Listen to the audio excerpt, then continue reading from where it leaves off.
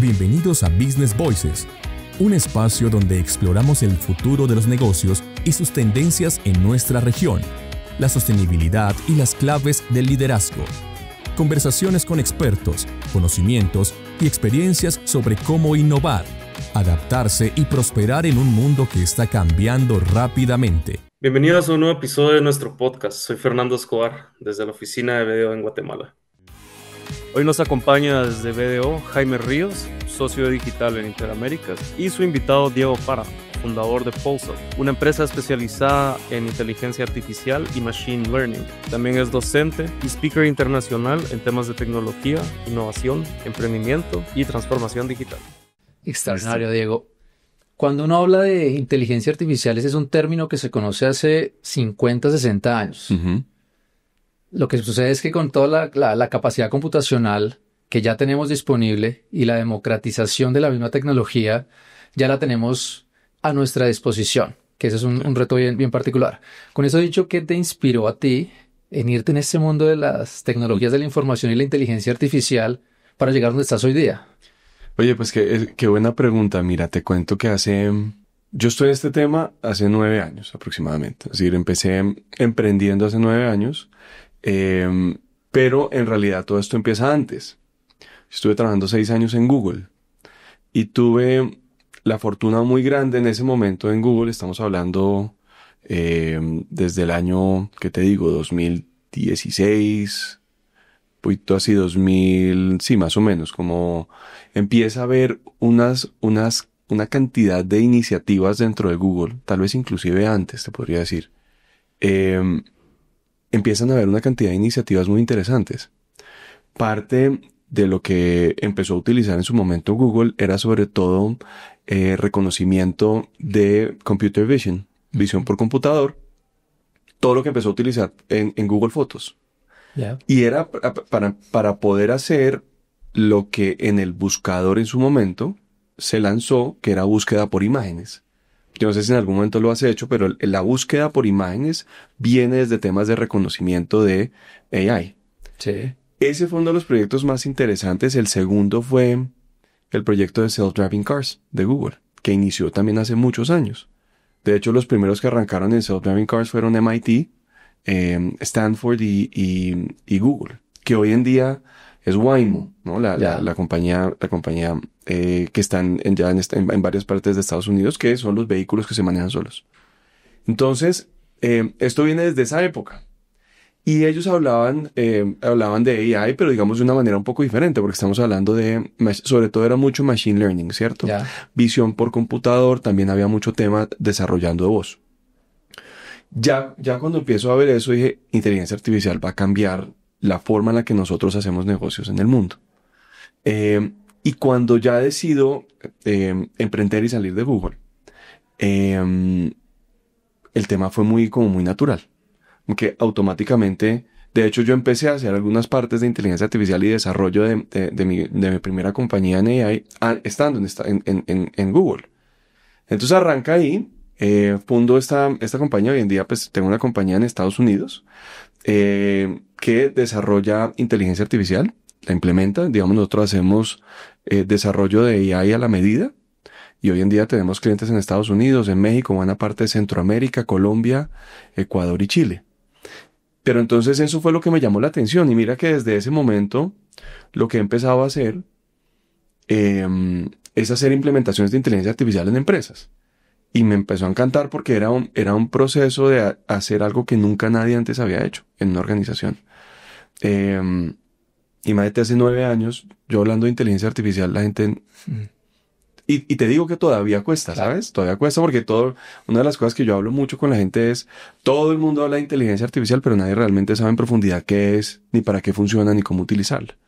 Entonces, eso fue lo que me llevó a mí y empezar a ver este tipo de tecnologías, realmente hacer cosas fascinantes dentro de los clientes míos fue como que lo que me llevó ya a seguir en el mundo de inteligencia artificial. Pero realmente el inicio fue en Google, quienes despertaron en mí ese tema. Y teníamos en ese momento, imagínate, una fortuna muy grande. Todos los jueves nos reuníamos con los fundadores de Google, con Larry Page y Sergey Brin. Sí. Y ellos comentaban un poco los desarrollos que estaban haciendo, tanto en Google X como en Google Data. Entonces tuve una época de Google muy linda, en donde tener la fortuna de tener a esas personas como tan cerca y ver la forma en la que pensaban y lo que querían y cómo querían cambiar el mundo, fue lo que me llevó a mí realmente a caer dentro de este tema de tecnología, pero súper high-tech, ¿no? Desde hace un tiempo. No, extraordinario. Y me gustaron mucho tus palabras ahorita con esto que todo el mundo habla de inteligencia artificial, pero no saben ni qué es ni cómo se procesa. Sí. Y cuando uno mira la agenda de los grandes líderes, muchas de esas agendas dicen como es un obligatorio, es un must, tener inteligencia artificial. Pero ¿qué sucede? Muchas veces los líderes que llevan adelante esas iniciativas no son del lado tecnológico. Eso es uno. Muy pocos son del lado tecnológico, pero confunden lo que es la transformación con la optimización. Ese es un pitfall enorme que sucede una y otra vez. Y lo que no tienen claro es que muchas veces lo que se debe el combustible de estas iniciativas son los datos. Entonces, cuando uno va y mira el AI readiness de realmente las compañías no saben dónde están parados, pero lo que sí tienen claro es que quieren montarse en inteligencia artificial porque es una obligatoriedad que ellos tienen.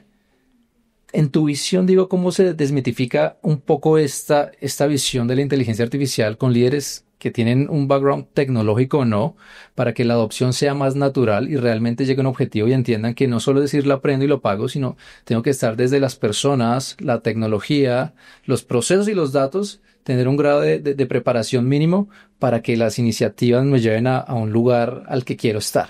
Sí, mira, tienes toda la razón.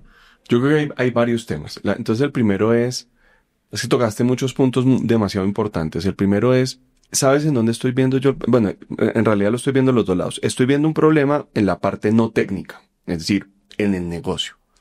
En el negocio, ¿por qué? Porque tradicionalmente se ha visto la tecnología como la tecnología y por allá el humano.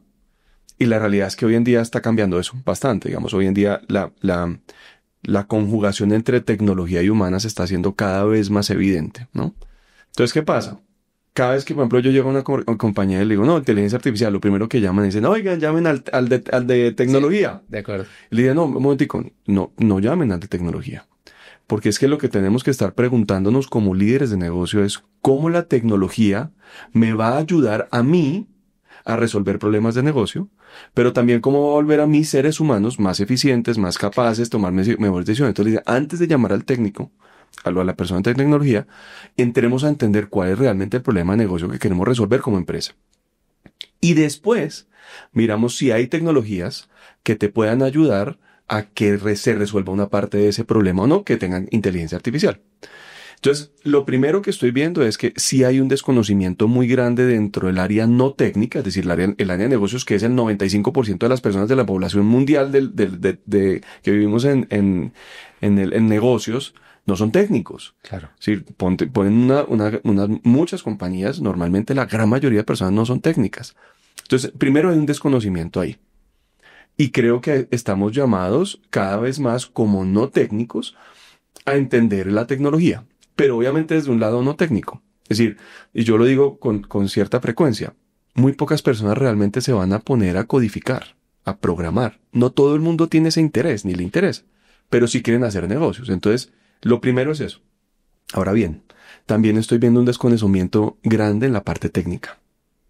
Ya cuando estamos hablando de implementaciones profundas de inteligencia artificial, estoy viendo un desconocimiento y digamos que a mí me costó mucho trabajo inicialmente conseguir talento.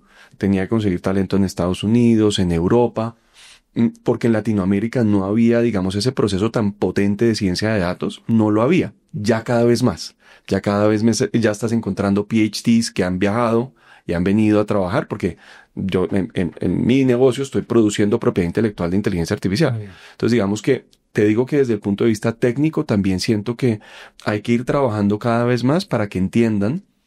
Y hay otra cosa, que los dos se entiendan. Claro. Entonces, el lenguaje técnico tiene que volverse más sencillo y el no técnico tiene que aprender a hablar con alguien técnico para que se puedan comunicar. Entonces, yo creo que ahí hay un trabajo grande y estamos completamente de acuerdo, porque sí he hablado con muchas juntas directivas que dicen tenemos que hacer algo ya de inteligencia artificial, pero ni siquiera saben por dónde empezar. Claro. ¿Cierto? Y ahí tocaste un segundo punto. ¿Por dónde empezar? Por los datos, pero también por el problema de negocio. Y sí, tienes razón. Yo creo que hoy en día las organizaciones no tienen problemas de generaciones de datos. Si piensa solamente nosotros en los dispositivos móviles, cuántos datos generamos al día solo a nivel personal. Fotografías, audios, videos, tal. Las organizaciones hoy en día están generando, digamos, muchos datos. El tema es, lo que dices tú es cierto, los tienen en silos, los tienen desconectados, a veces ni siquiera saben qué datos están generando, ¿me entiendes? Ni en dónde están, ni en qué repositorios. Sí. Entonces, yo siempre lo digo que sin data no hay paraíso, y sobre todo para el tema de inteligencia artificial es con mayor razón, pero digamos que las dos preguntas fundamentales que yo creo que hay que hacer es una, ¿cuál es mi objetivo de negocio y cómo lo quiero resolver con tecnología? Bueno. Y dos, ¿en dónde están mis datos? Que tú lo acabas de decir es muy importante, porque sin eso no lo van a poder hacer, ¿ves? Entonces creo que esos son como los dos temas importantes. ¿Cómo lo he ayudado a desmitificar un poco ese tema? Es haciendo esa pregunta. Es muy sencillo, ven, ¿en dónde están tus datos? Y ahí sí llamamos al técnico y nos empezamos a mirar, oye, hay una cosa por acá. Es que mira, los datos de las organizaciones vienen desde un Excel. Tal cual. Te sorprendería la cantidad de desarrollos que tenemos que hacer nosotros sobre datos de Excel. Y en organizaciones grandes, no te estoy hablando de organizaciones pequeñas. Entonces digamos que está bien y me parece que el proceso de hacerlo es realmente acercando cada vez más la gente a esta tecnología de esa forma y entendiendo la importancia de la conjunción entre ser humano y tecnología. Es decir, que esa es la discusión creo que hoy en día creo que deben tener las organizaciones y es cómo la tecnología realmente me va a ayudar a mí. ¿Sí? No hacer inversiones tecnológicas solo por hacerlas, porque está de moda, pero no es realmente a mí como negocio en qué me va a ayudar, ¿no? Y tienes toda la razón, mira que en yo tengo más de 50 y pico proyectos en toda Latinoamérica y Estados Unidos que he implementado inteligencia artificial y no ha habido uno solo que eso nos lleve a un proceso de transformación dentro de la organización, ¿sí? Pero transformación real. Claro. ¿Por qué? Porque le tienes que decir al humano, usted antes hacía esto de esta manera, ahora lo tiene que hacer de esta manera. Estamos cambiando los procesos, la forma en la que hacen las cosas. Entonces creo que esa es la forma en la que, digamos, ha funcionado y veo que tienes toda la razón. Hay un trabajo enorme por hacer. Buenísimo, Diego. Entiendo que tu compañía empieza en los Estados Unidos, cofundada entre colombianos. Hice el research de conocer un poquito de ti y te has venido expandiendo en diferentes territorios, Europa, Rusia, toda Latinoamérica. Y particularmente hablando del mercado latinoamericano, ¿cuáles son, desde tu punto de vista, los objetivos de la inteligencia artificial y qué es lo que se está adoptando hoy día acá? Si uno mira la curva de innovación, donde tienes los innovadores, los early adopters y por allá del otro lado, los laggards, ¿qué tan rezagados estamos frente a lo que está pasando en otras economías, en otras geografías y qué es en dónde nos estamos centrando acá? Y si estás de acuerdo con eso. Yo creo que la velocidad de adopción de las tecnologías está aumentando. Es decir, tú hablaste ahorita en la pregunta anterior y lo dijiste, la democratización, ¿cierto? Estoy viendo que la adopción de tecnologías en Latinoamérica se está acelerando. Si te hubiera dicho hace 9 años, cuando empecé, laggards completo. Es decir, estaríamos en un estado en donde realmente no éramos innovadores, no estábamos haciendo las cosas lo suficientemente rápido.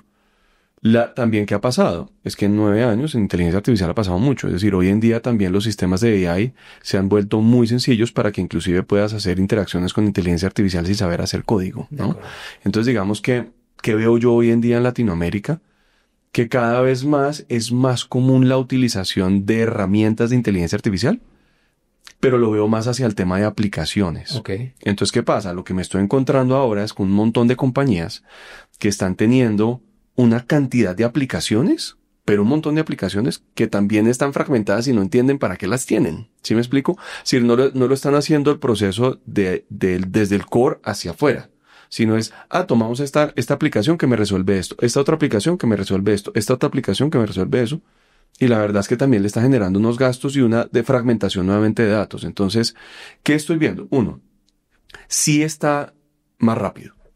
Sí, Latinoamérica hoy en día está adoptando más rápidamente inteligencia artificial, sí. En profundidad, no. No. Que eso es una cosa diferente, ¿cierto? Es decir, tú ya sentarte y decir en el core vamos a hacer esto, en mis procesos core vamos a trabajar esto, vamos a como repensar estos procesos, todavía no lo veo tanto, ¿cierto? Lo veo más como una primera capa, tal vez de atención al cliente, automatizaciones de ciertos procesos, lo veo más ahí. Pero sí hay una necesidad creciente de volverse cada vez más competitivos, ¿no? Entonces, digamos, sí veo que la gente sí está empezando a llegar a la siguiente pregunta es, ok, todo este montón de aplicaciones de IA, ¿para qué me sirven? Ahora, ¿cómo lo hago yo para toda mi organización? Ahí creo que es en donde estamos. Entonces, sí se ha aumentado la velocidad, que es muy bueno, porque al fin y al cabo hay un interés creciente en Latinoamérica por utilizar este tipo de tecnologías. Así es. A mí me gusta mucho expresarle a veces a mis clientes que tienen que desarrollar habilidades de comunicación importantes, va muy de la línea con soft skills, y volvernos buenos contando historias. ¿Cómo vas armando una historia de inicio a fin, donde al final, de forma agnóstica, el apalancador termina siendo la tecnología? Capaz que es un machine learning, capaz que es una tecnología en particular, pero realmente es contemos la historia y cómo eso genera la transformación, y eso es lo bonito. También quiero destacar mucho lo que acabas de mencionar de la innovación, que equivocarse es clave para innovar. Si no nos equivocamos es imposible. Entonces, cuando yo también doy conversaciones y charlas de esta naturaleza, digo, ¿cómo nos estamos equivocando? Para prototipar y devolvernos.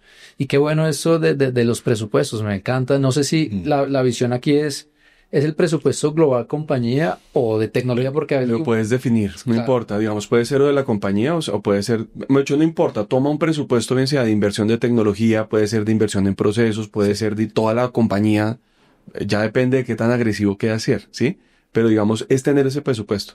Inclusive puede ser 5% del presupuesto de marketing, 5% Claro. del presupuesto de ventas, 5% del presupuesto de toda la empresa. No importa, pero sí es sacar una partida para realmente jugársela y traer proyectos que son innovadores. Ahí es en donde yo creo. Yo lo dejo muy abierto, digamos. Mira que en organizaciones sí tenían más agresivas, y te estoy hablando de multinacionales muy grandes a nivel mundial, llegaron a tenerlo a nivel de total. Buenísimo. Estás hablando de millones de dólares, Claro, ¿no? claro. Y eso pues permite que las organizaciones puedan hacerlo más rápido, ¿sí? Porque entre más dinero tienes, mejor, pero también requiere más control, ¿no? Merece. Entonces sí, eso es muy interesante esa opción. Recientemente, Diego, estaba leyendo el último reporte del Foro Económico Mundial Ujú. de riesgos. Y cuando uno va y se ubica en ese cuadrante de mayor probabilidad de impacto, identifica que los riesgos más relevantes en el horizonte de 2 e incluso 10 años tienen que ver temas ESG, número 1.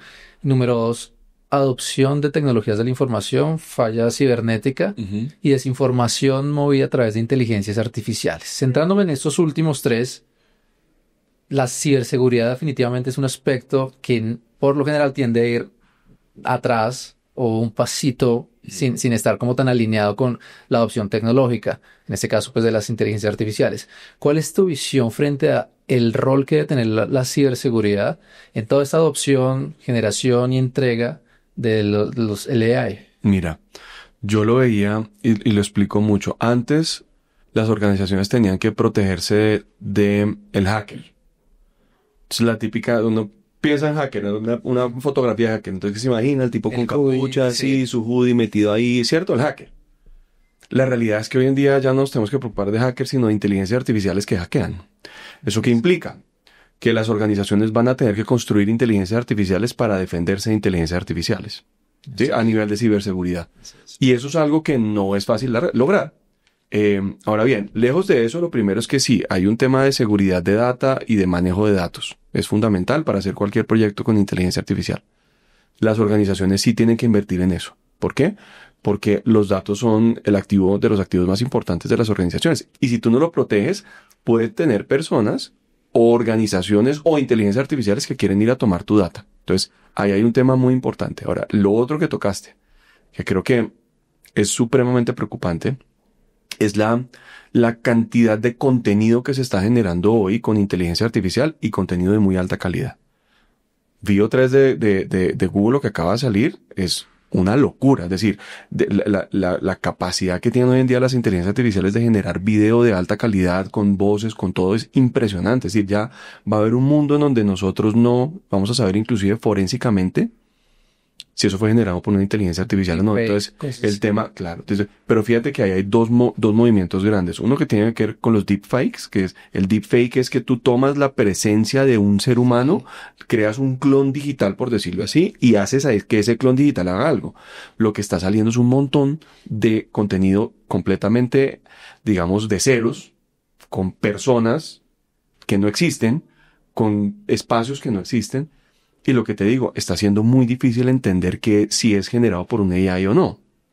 Entonces ahí en el tema de desinformación, inclusive piénsalo, bodegas de compañías, ¿no? De estos, entre comillas, gestores de contenido, que pueden hacer un montón de contenido hoy en día. Cuando tú antes podías hacer 100 piezas, hoy puedes hacer 1000. Entonces, digamos, la cantidad de información que está, por ejemplo, pasando hoy en día en social media, y hablemoslo a nivel de corporativo, que puede hacerle daño a una empresa, sí, es alto. Es decir, hoy en día las compañías están en un riesgo muy grande de que les dañen su reputación muy fácilmente solamente a partir de contenido 100% generado por inteligencia artificial. Entonces, no solamente es un riesgo de ciberseguridad, sino también de manejo de la organización y, digamos, de cómo esta organización se ve hacia el mercado. Entonces, hay unos riesgos latentes grandes. Y mira, esto yo siempre lo digo, cada vez que hay un año electoral en Estados Unidos es cuando más noticias falsas se generan. Nosotros venimos ahora en años electorales, ahora en Latinoamérica. Sin más decirte, Colombia es el próximo año. Y ya estamos empezando a ver la cantidad de contenido que se está generando falso. Sí. Entonces, el tema es, una es a nivel de humanidad y la otra es a nivel de compañías. Es muy preocupante lo que está pasando y ahí hay que defenderse, digamos. En eso sí, las compañías se tienen que preparar. Buenísimo. Nada que hacer. ¿Y cómo asesoras a tus clientes desde esa óptica de la ética del AI y la parte legal? Porque también hay un punto de interés allí bien fuerte. En Europa, por ejemplo, ya hay unos acts asociados a la adopción, y que si un AI genera un daño, ¿quién es el responsable? ¿No? Entonces, ¿cómo ves tú ese escenario? Porque creo que, insisto, nos vamos siempre desde lo funcional, lo opera, la estrategia, pero aspectos como la parte legal, la parte de ciberseguridad y la misma adopción ética y responsable se nos pueden ir quedando atrás cuando deberían estar todos de la mano. Pero es una situación que ha pasado siempre con todas las tecnologías. Hasta que después llega la regulación y cosas como estas. ¿Cómo te anticipas tú cuando estás acompañando a tus asesorados? Pues es que mira, el otro día estábamos hablando precisamente del AI Diligence Act que salió de Europa. Uh-huh. En el mismo que supuestamente los europeos siempre han sido, en términos de legislación y mandar la parada, los mejores. Sin vano, por ejemplo, fíjate que GDPR hoy en día sigue siendo el estándar a nivel global de manejo de protección de datos. Entonces, cuando uno mira y dicen, todo esto funciona y todo esto debería aplicar, menos para inteligencia artificial militar. Entonces uno dice, eso, ¿me entiendes? Eso ya es un tema en donde ya raya es más en los temas éticos.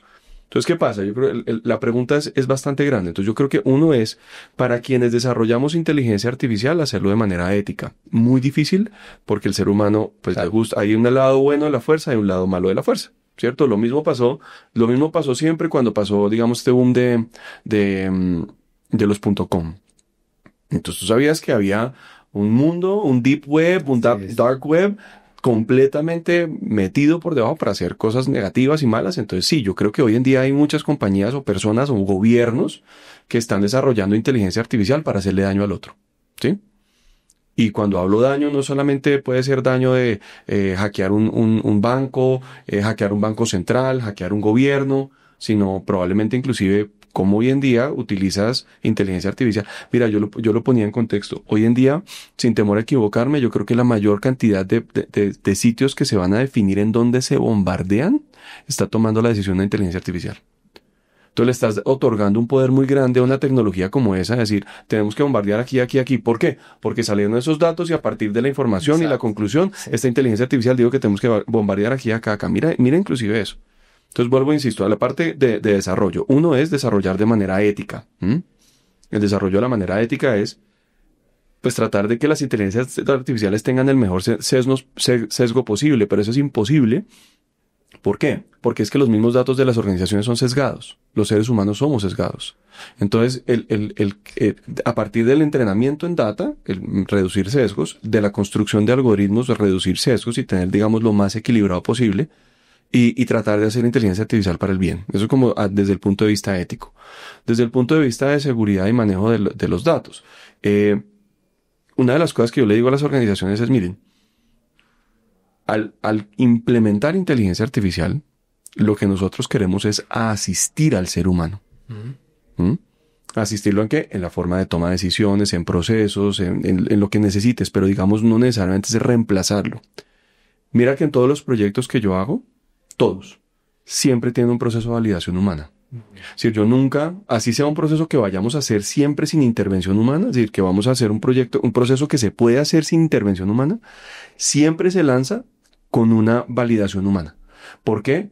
Pues porque así tiene que ser, porque es que piensa que es un recorrido de la organización, es un recorrido de la compañía, las compañías ya tienen un know-how, ¿cierto? Entonces lo hacemos de esa manera.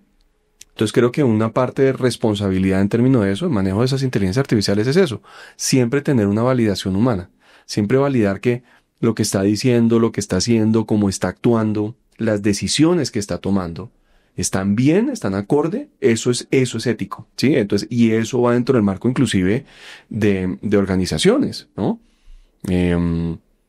Y vuelvo y te digo, sí, no es construir una inteligencia artificial para hacerle daño a mi competencia, ¿sí? Es decir, es cómo utilizo la inteligencia artificial para ser mejor yo, ¿no? Entonces, digamos que esa es la forma en la que yo lo hablo. Hasta ahora no hemos tenido ninguna compañía, digamos, que quiera hacer el daño o mal a otro con este tema, pero sí me preocupa es en los grandes, ¿no? Estamos dejándole el futuro a ciertas organizaciones de lo que es el desarrollo de inteligencia artificial y a gobiernos. Es que, ¿qué pasa? Corporate America es lo que nosotros más vemos, ¿no? Entonces a Google, a Amazon, porque son los que además están en bolsa, son regulados, ¿sabes? Es decir, todos estamos ahí poniendo los ojos ahí, pero nadie le está poniendo los ojos a los mismos gobiernos.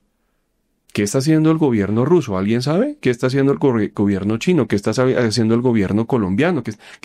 Lo que digo es que, fíjate que nadie está regulando eso y hoy en día a nivel de regulación estamos lejísimos. Lejísimos. Es decir, estamos muy lejos porque hay regulación de manejo de data, pero no hay regulación para la construcción de inteligencias artificiales. No la hay, sí, y va a ser muy difícil manejarlo. Entonces ahí estamos en otra encrucijada adicional. Sí, es un reto y en unos años llegará y veremos cuál es la nueva brecha. Y a propósito de los horizontes, Diego, ¿cuál es tu visión? ¿Para dónde vamos en un horizonte 2, 5, 10 años en términos de inteligencia artificial? Dios, esto va muy rápido, pero a ver.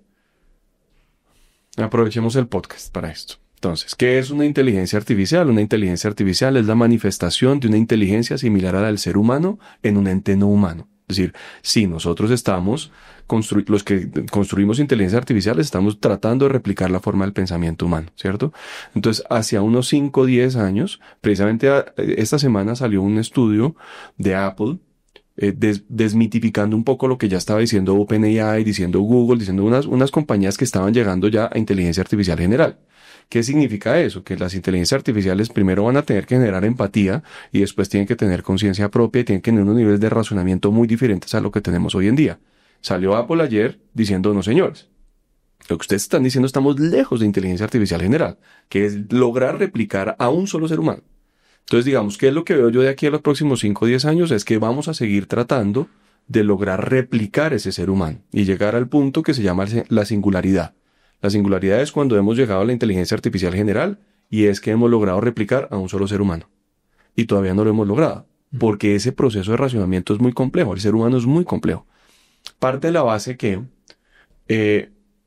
muchas de las cosas que tiene el ser humano las hace porque siente. Tú sientes. Sí. Pregúntale a cualquier persona que hace negocios. Uy, es que yo me sentí mal. No compagino con esa persona. No quiero hacer ese negocio. Las máquinas no sienten. Entonces implica que tú tienes que simular que la máquina sienta. ¿Sí me entiendes? Es decir, lo que viene de aquí para adelante es loquísimo porque ya es meterse en dimensiones humanas. Entonces creo que ahí los que están haciendo desarrollo de inteligencia artificial se van a enfocar en lograr la inteligencia artificial general. ¿Por qué? Porque es como la Guerra Fría. ¿No? Es como lo que veíamos. El que tuviera la primera bomba nuclear iba a ganar la jugada. Aquí el primero que llegue a inteligencia artificial general es el que va a ganar la jugada, supuestamente. Que no creo, pero pues de todas formas eso es lo que están diciendo. Ahora, si llega primero China, si llega primero Estados Unidos, si llega primero el que llegue, no sabemos, pero ese va a tener una ventaja. Entonces sí se va a seguir desarrollando para llegar a singularidad, sin duda alguna, ¿cierto? A mí me preocupa mucho eso porque, digamos, todo esto es una simulación de la simulación de la simulación de la simulación. Tienes que simular que la máquina piense por sí misma. Tienes que simular que la máquina sienta por sí misma. Tienes que simular que la máquina tenga deseos por mismo. No, lo que viene es una cosa demasiado loca. Ahora, ¿qué veo a nivel empresarial? Que creo que es más en donde nos atañe el tema. Y es que yo sí veo una aceleración en la implementación. Ahora, creo que está un poco desordenada en este momento. Necesitamos ayudarle a los líderes, que bueno, por ejemplo, lo que tú haces con las organizaciones es de verdad ayudarlas y guiarlas, ¿no? A la correcta utilización de la tecnología, a cómo pueden utilizar esta tecnología para ser mejores dentro de su organización. Ahí es en donde yo creo que tenemos que ver los próximos 2, 5, 10 años. Y también hay dos temas que me llaman la atención ahorita que vienen grandes. Uno es la construcción de chips y de tecnologías a partir de tejido humano. Ya. Entonces están tomando tejido humano para, por ejemplo, neuronal, para ver si pueden hacer que es que cuando uno construye un chip tiene que ver que los datos fluyen dentro del chip, ¿cierto? Eso es lo que hacen las GPUs. Y lo que están haciendo es ver si hay formas mejores de optimizar eso a partir de tejido humano. La otra cosa es que viene una conjunción entre el ser humano y la tecnología. Neuralink, ya estamos viendo que está implementando cosas invasivas dentro del cuerpo humano, ¿cierto? Implantarle algo al ser humano, creo que eso va a venir en los próximos 2, 5 años, que también lo veo mucho. Y la última es la proliferación de robots. Yo siempre lo digo, hay una diferencia enorme entre robótica e inteligencia artificial. Uno puede tener robots brutos o robots inteligentes. La mayoría de las manifestaciones de inteligencia artificial hoy en día en el mundo son etéreas, es decir, implica que están en servidores.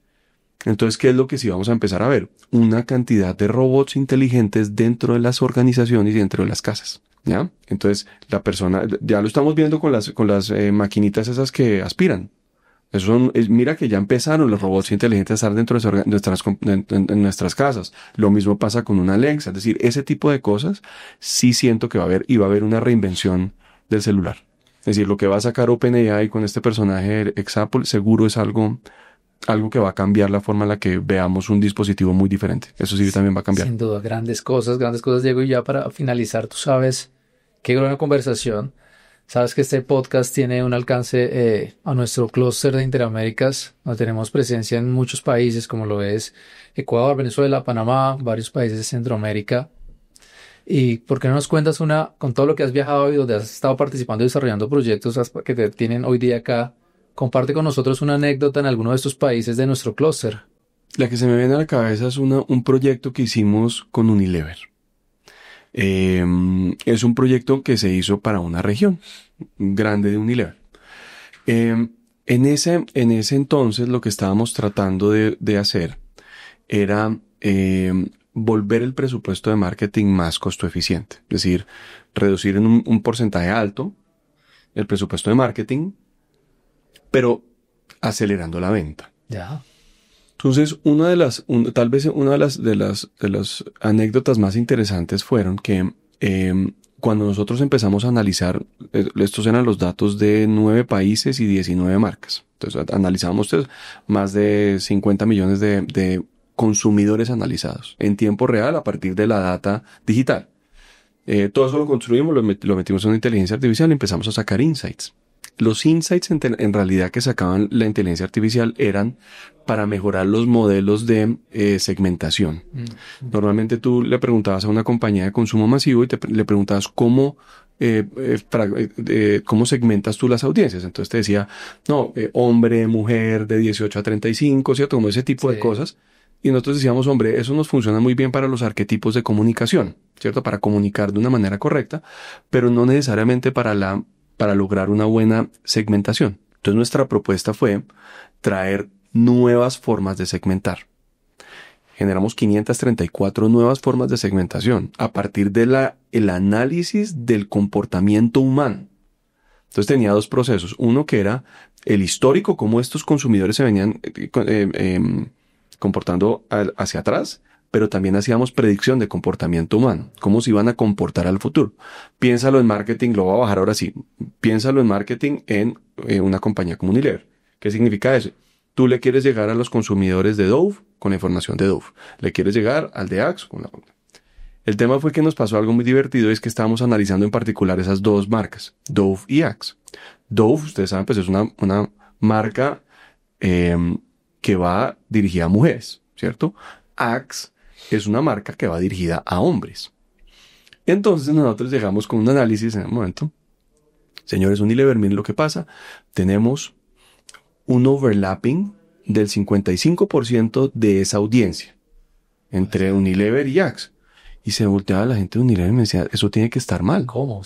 Pues porque estás hablando de una marca de mujer, ¿sí? Yo le digo mujer y otro macho remacho, es decir, sí, es decir, como que sean 55%, no puede haber el overlapping, es muy grande.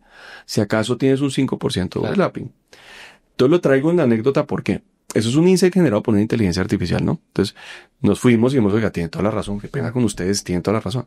Nos fuimos 4 semanas y volvemos a la cuarta. Después de 4 semanas de análisis, le dijimos, señores, tenían toda la razón. No era el 55%, era el 55.3%. Y entonces quedaron más de perdido. Entonces dijimos, bueno, pues la verdad es que una compañía de consumo masivo es muy buena en observación en campo. Entonces se pusieron a observar qué es lo que estaba pasando en campo. Vuelvo, insisto, ojo que esto es un insight generado por una inteligencia artificial. ¿Sabes qué se dieron cuenta? Que el mayor comprador de Axe era la mujer. Por eso es que había un overlapping del 55% de la audiencia. Entonces, ¿a dónde va el tema? Este gerente de marca, muy arriesgado, y por eso es que yo te decía que el tema de pensar diferente y hacer las cosas diferentes, nuestra propuesta fue, pues, quita a los hombres de la publicidad de Axe. Tú te imaginarás como el dueño de Axe, ¿no? Entonces decía, no, pero usted que está, se enloqueció. Sí. Y lo traigo, ¿por qué? Porque fue capaz de hacerlo. Ah, lo hizo. Lo hizo. ¿Y qué hizo? Tuvo un ahorro del 30%. De marketing y aceleró ventas, pero era porque tomó una decisión muy difícil. Entonces lo traigo es ¿por qué? ¿Y por qué traigo este caso en particular? Porque este señor fue capaz. Si este señor fue capaz, pensó para adelante, dijo, listo, vamos, me está diciendo inteligencia artificial esto, ok, hagámosle. Pero mucha gente no. Y ya me ha pasado. Usted me viene a mí a enseñar a vender carros y es que yo llevo 20 años vendiendo carros y no necesito inteligencia artificial para vender carros. O es que yo vengo... No, ¿es verdad? ¿Todo te pasa o no? Todo el tiempo. Entonces digamos que estos anécdotas en general, la mayoría de los anécdotas han sido de la dificultad del ser humano de adoptar y de entender una nueva tecnología, una nueva forma de hacer las cosas. Pero todas han salido bien, afortunadamente. Eso es como el que más me pasó. Buenísimo, Diego. No, agradecerte mucho por este espacio. Qué gran conversación. Que estés compartiendo con nosotros parte de tu experiencia, conocimiento, que definitivamente hay mucho interés acá alrededor y estoy convencido que a toda nuestra audiencia le va a encantar este tema. Entonces, muy agradecido contigo y hasta una nueva oportunidad. A ustedes por invitarme y gracias por venirme acá. Gracias. Se logró una interesante conversación con Diego frente a inteligencia artificial. Las conclusiones son muy poderosas. Primero, inteligencia artificial es algo de lo que se habla hace muchos años, solo que recién lo estamos adoptando y ahora es una realidad. La adopción exitosa de inteligencia artificiales viene dada por el conocimiento de los negocios, más no por un componente técnico. Allí es donde los líderes tienen que empezar a desarrollar habilidades de comunicación, resiliencia, gestión de cambio y conocimientos básicos en datos. Esto es realmente lo que genera los cambios poderosos en las organizaciones y el futuro ha llegado. Gracias por acompañarnos en Business Voices, el podcast de BDO Interaméricas. Nos escuchamos en el próximo episodio.